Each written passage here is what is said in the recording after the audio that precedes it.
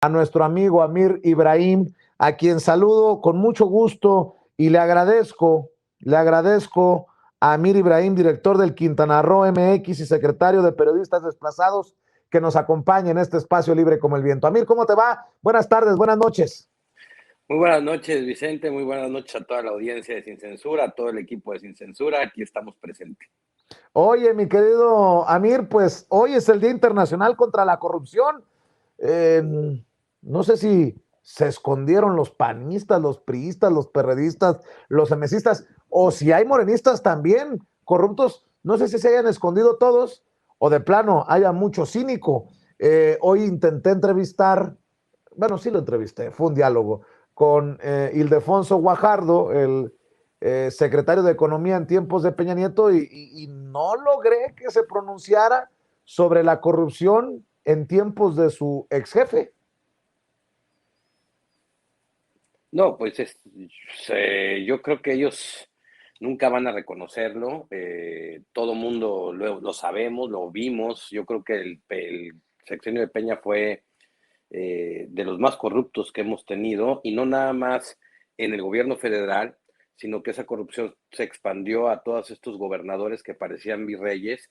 Y podemos recordar esa foto también emblemática en donde, bueno, aparece Peña con varios exgobernadores, de los cuales hoy pues creo que más de 4 están vinculados a proceso o en la cárcel o perseguidos por la justicia. Y bueno, también estamos hablando de la reforma energética, de estos cañonazos que bien le decías en una entrevista que te escuché, ¿no? De esos cañonazos para aprobar la reforma energética, que eso no era, que eso pasó en tiempos de Peña Nieto, Obredrecht. Y bueno, todo lo que pasó en tiempos de Peña Nieto fue súper equiparado a la corrupción. Ninguno de ellos, lógico, te lo va a aceptar porque todos tienen las manos embarradísimas, o sea, y es muy cierto aquí lo que el presidente López Obrador dice, en donde cuando la cabeza es corrupta, todo lo de abajo va a ser corrupto. Y bueno, a mí me dio mucho gusto que las Naciones Unidas, la ONU, se pronunciara en favor del esfuerzo que está haciendo hoy el gobierno mexicano en el combate a la corrupción, y que se los receta también en el mismo Senado, en donde, pues bueno, admiten de alguna forma que hay un esfuerzo muy grande en el gobierno federal para combatir esta corrupción que tanto daño nos ha hecho. Y yo creo que eso tampoco les ha de haber gustado absolutamente nada, porque si bien es cierto que no hemos terminado con la corrupción en México, también es cierto que se están haciendo esfuerzos como nunca antes para poder abatir este tremendo mal que nos aqueja en la República. México, un ejemplo en la lucha contra la corrupción, dice el representante de la Oficina de las Naciones Unidas contra las Drogas y el Delito, Christian Hall. Reconoció en el Senado que la lucha contra la corrupción no ha dejado de estar presente en los esfuerzos del Estado mexicano, y hoy es un ejemplo de eso. Pues tómenla, barbones, aquellos panistas y priistas, eh, por ejemplo, solo como ejemplo, no sé si haya estado en el Senado, pero me imagino la cara de un Chino Chong, Miguel Ángel Osorio Chong, el coordinador de los senadores del PRI, secretario de Gobernación en tiempos de Peña Nieto, el propio Miguel Ángel Mancera, que entró por el PAN, pero que hoy es el coordinador de las migajas que quedan de los pocos en la bancada del PRD, Josefina Vázquez Mota, la panista de la que seguimos esperando que dé claridad sobre los más de 1,000 millones de pesos que le entregó el gobierno de Peña Nieto, dizque para ayudar a migrantes. Y bueno, creo que podemos hacer lista, mi querido Amir Ibrahim. No, la lista yo creo que sería más grande que la lista que está haciendo Claudio X González. O sea, eh, es enorme la corrupción que invadió el gobierno de Peña Nieto, todos los gobiernos anteriores, y a mí me da mucho, mucho gusto, de verdad lo digo, que las Naciones Unidas en este foro, digamos, en esta casa de la democracia, como es el Senado, pues haya pronunciadose en favor de una felicitación y haya dicho que es un ejemplo, porque si bien es cierto, lo vuelvo a repetir, tenemos mucho por hacer todavía todas las personas, todo el gobierno. Hay mucho que sacar pues ahora sí que de corrupción, pero también es muy cierto que en estos 3 años la corrupción de arriba, de hasta arriba, no se ha permeado como lo hizo Peña Nieto, Calderón, Fox, y bueno, todo este tema. Creo que es un gran esfuerzo, creo que al presidente le cayó muy bien también esta declaración, porque yo por ejemplo en un momento le hacía una pregunta al presidente, le decía, bueno, ¿cuántos denunciados por corrupción existen y cuántos se han llevado a la cárcel o se han sancionado a partir de que es un delito grave? ¿No? Se pronunció por dar un informe de todas las denuncias que se han establecido, pero bueno, ya en las aduanas, ya en el tema de las aduanas, ya tenemos por ahí una cifra de casi 300 funcionarios que han sido ya quitados de su cargo por la corrupción y que es parte de esta lucha anticorrupción. Y bueno, pues estas acciones, a mi punto de vista, pues son bien vistas en todo el mundo. Y yo creo que los Estados Unidos y los gobiernos de primer mundo están observando en el presidente López Obrador una verdadera voluntad política para poder sacar adelante el gobierno de México. Dice en el mismo evento en el Senado el secretario de la Función Pública, Roberto Salcedo Aquino, que, y cito, se trata no solo de un problema estructural, sino también de un signo de decadencia moral, cultural o individual. Resulta insoslayable saber dónde estamos situados, cuánto tenemos de estar, cuánto tenemos de este fenómeno y cuánto medimos del esfuerzo que tenemos contra él. Al respecto, la principal dificultad a la que nos enfrentamos consiste en que las mediciones de las que disponemos no ofrecen una visión completa del fenómeno, sino solo de algunas de sus manifestaciones que son múltiples, dice el secretario de la Función Pública. Pero creo que, y de acuerdo a las encuestas, al pueblo de abajo le queda claro que pues no estamos en el mismo en la misma dinámica, en el mismo círculo vicioso que veníamos arrastrando, que las cosas tal vez no estén al 100, pero están cambiando poco a poco. Sí, mira, desde el punto de vista en donde un presidente sale todos los días a informar, a enfrentar a la prensa, de todos los medios, porque hay que decirlo de esta manera, a la mañanera van de todas las líneas editoriales, de izquierda, derecha, de centro, están los de Reforma, están los de Latinos, están, digamos, los de Sin Censura, como en la contraparte, digamos, están representadas todas las formas de editoriales que se pueden tener en los medios de comunicación. Este presidente sale 2 horas al día durante de lunes a viernes, ya lo ha hecho en esta semana, se aventó sábado también, a informar y enfrentar a la prensa y a las preguntas que se le hacen al presidente. Yo creo que desde ahí ya estamos en un ejercicio muy diferente y aunque bien es cierto que muchas personas no pueden o no están de acuerdo con lo que el presidente a veces informa, también es cierto que ningún otro presidente había hecho esta dinámica de estar todo el tiempo informándole al pueblo mexicano lo que está pasando. Ahora, que si no te gusta, que si no estás de acuerdo, que si crees que está mintiendo o algo por el estilo, estamos en otro debate, pero mira, que hay que ser cara durísima para poderle mentir a la nación todos los días como pretenden eh, meter la narrativa los de la oposición sobre el presidente. Yo creo que el presidente en la mañanera no miente, yo he estado ahí muchas veces en la mañanera, yo creo que es un ejercicio pleno de información en donde se han tocado temas verdaderamente fuertes, verdaderamente ahí se tocó lo de Pío, por ejemplo. Yo ya quisiera ver a Peña Nieto informando sobre que él esté informando y salga a enfrentar 2 horas en una conferencia de prensa libre de lo de Peña Nieto. O que quiero ver a Calderón informándole a la prensa 2 horas todos los días. O sea, claro que no, eso no, nunca sucedió.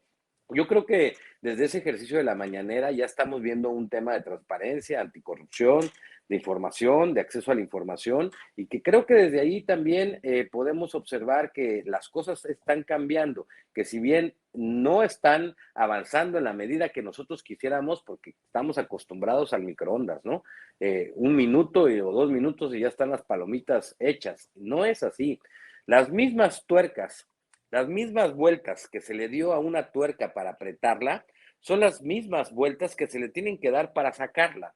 Es decir, que todavía nos falta un montón de trabajo que hacer porque los sistemas estábamos construidos en un aparato de corrupción para sostener la corrupción y la impunidad. Todos los funcionarios de medios mandos para abajo también están acostumbrados a ejercer corrupción. Es decir, que todo el aparato mexicano estaba ensamblado para sostener la corrupción y la impunidad. Entonces, tenemos que ir sacando a todos esos grupos, a todos esos funcionarios que se fueron metiendo durante todas estas administraciones, e ir metiendo funcionarios de verdad que sepan trabajar por su salario y que sepan servir al pueblo de México y que aparte estén a gusto con lo que hacen y que estén a gusto con lo que ganan y que no aspiren a ganar mucho más desde una posición en donde el salario es porque eso es lo malo. Si tú te empleas con un salario que una cierta cantidad, pues bueno, tú debes de saber que esa es la cantidad con la que vas a funcionar en tu vida. Si no estás de acuerdo, no te empleas en ese trabajo. Pero si te empleas con esa cantidad esperando que además la corrupción o los movimientos que puedas hacer internamente te generen más dinero, entonces estamos hablando de este sistema que se construyó para sostener la impunidad y la corrupción, muy bien instaurado todavía en el aparato mexicano, pero que si bien es cierto, sí se está empezando a extirpar desde muchas áreas en el gobierno mexicano, mi querido Vicente. Amir, déjame saludar e incluir en esta mesa de diálogo al querido. Platicábamos con Amir del Día Internacional contra la Corrupción. Dice la ONU en el Senado, el representante de la ONU, que México es un ejemplo. Le duela a quien le duela, le pese a quien le pese, querido Eddie. Pues, ¿qué les parece si empezamos justamente a colación de esta tan importante fecha? Porque yo creo que es importantísimo, porque la corrupción es tremenda y realmente es algo que nos mata como sociedad, y combinado con la impunidad es una bomba explosiva que nos termina lacerando a todos y cada uno de nosotros, porque yo creo que todos y cada uno de nosotros, repitiendo, hemos vivido y hemos padecido de alguna manera los estragos de lo que es la corrupción y la impunidad. Y creo que a final de cuentas es muy importante esto que la ONU finalmente también se está pronunciando, y que ponga de ejemplo a nuestro país, pues sin duda lo es. Pero yo justamente traería el tema, ¿qué les parece si le preguntamos a Felipe Calderón, pero que no es simulación construir una barda diciendo que es una refinería? Pero ¿qué no es simulación construir hospitales que no son hospitales porque no se terminan y no se equiparon por dentro tampoco? ¿Qué no es simulación construir una barda otra vez en Reforma luminosa cuando lo único que hubo en su sexenio fue pura oscuridad, sangre y violencia? ¿Qué no es simulación decir que estás combatiendo al crimen organizado y pactar solamente con un grupo y que se maten unos a los otros llevándose de corbata a los civiles, y de alguna manera instaurando y cortando el listón inaugural, el cual jamás se ha podido detener a partir de su sexenio, de la violencia y el corredero de sangre en nuestro país? Y por eso es que nadie lo puede contener, porque habría que analizar internamente, derivada de esa corrupción de la que tanto estamos hablando, por qué es que nuestro país, a partir de él, no ha dejado de derramar sangre. ¿Qué no es también, porque habría que decirlo, simulación el agarrar, y vuelvo a repetir, construir esa barra en Reforma, que le llaman la estela de luz, que para mí es la estela de la oscuridad y la estela de los lamentos, en lugar de haber hecho algo para que esto se terminara, para que esto realmente se hubiera detenido? ¿Por qué ese doble discurso? Eso sí es ser simulador, eso sí es agarrar. Por un lado, tú instauras y cortas este listón inaugural del corredero de sangre, y por el otro lado, te curas en salud construyendo una estela de luz aparte de miles de millones o de cientos de millones de pesos o miles de millones de pesos que no sirve para absolutamente nada y para lo único que serviría es para recordarnos todos los días de nuestra vida su sexenio sangriento, porque eso es lo que representa la estela de luz, es la estela de la pena, la estela de los desaparecidos, la estela de los muertos, la estela de la corrupción, la estela de la impunidad, la estela de pactar con el crimen organizado. Eso es lo que hay que decir, porque no solamente la corrupción, como ahorita te escuché, Vicente, de alguna manera, y estaba escuchando a mis compañeros que hablaban también del sexenio de Peña, pero vámonos más atrás. La corrupción ha sido tremenda. La corrupción también nos ha convertido de alguna manera a partir de Calderón, lo vuelvo a repetir, y de García Luna, en un país completamente derramado de sangre, y ellos fueron los que lo formularon, porque si vemos los muertos de Fox y los muertos de Cedillo y los muertos de Salinas y los muertos de la Madrid y lo que quieran, no, para nada, no se parece, nada más veamos el brinco en la variable, cómo se va de sexenio tras sexenio y cómo con Calderón inicia esto que ha sido interminable. Y es que hay que decirlo, porque creo que es muy, muy triste y muy lacerante. Por supuesto que también, pues volarse el dinero del erario es vergonzante, es repugnante.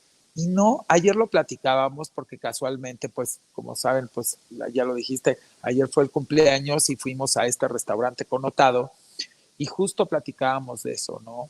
Qué inmoralidad, después de que tú sabes perfectamente bien todo lo que hiciste y que podríamos estar muy enojados por lo que te llevaste, pero estamos más enojados por todo lo que le dejó de llegar a toda esa gente que no tenía ni siquiera que comer.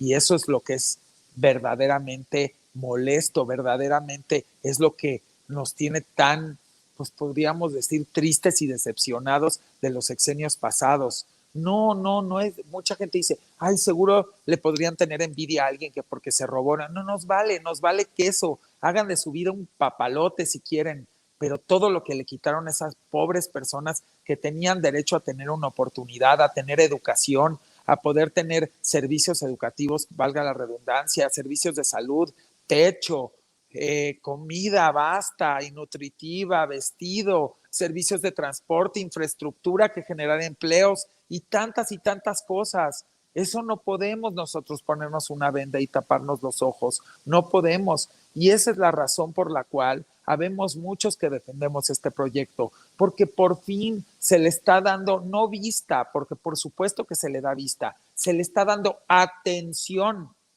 a las personas que tenían de alguna manera escondidas y que solamente las hacían visibles en época de elecciones para regalarles sacos de cemento o regalarles kits o mandarles despensas para utilizarlos y después nunca voltearlos a ver. Cuando aquí, como bien se ha dicho y hasta la oposición se ha quejado, y ellos mismos se contradicen, porque aquí sí le llegan los programas de bienestar en la mano, sin intermediarios corruptos que se robaban todo el dinero. Le llegan en la mano los programas de bienestar a distintos sectores de la población y lo mejor, sin ningún condicionamiento para votar por nadie. Así que, perdón, pero tengan para que aprendan. Y por eso también hablé de la simulación con la corrupción, porque creo que pues hay muchos que tienen una memoria muy corta, pero muchos de nosotros tenemos una memoria perdurable porque lastimaron nuestro corazón y lastimaron a nuestro país y lastimaron a nuestros compatriotas. Así es, mi querido Eddie Small, has hablado muy elocuente ante este tema.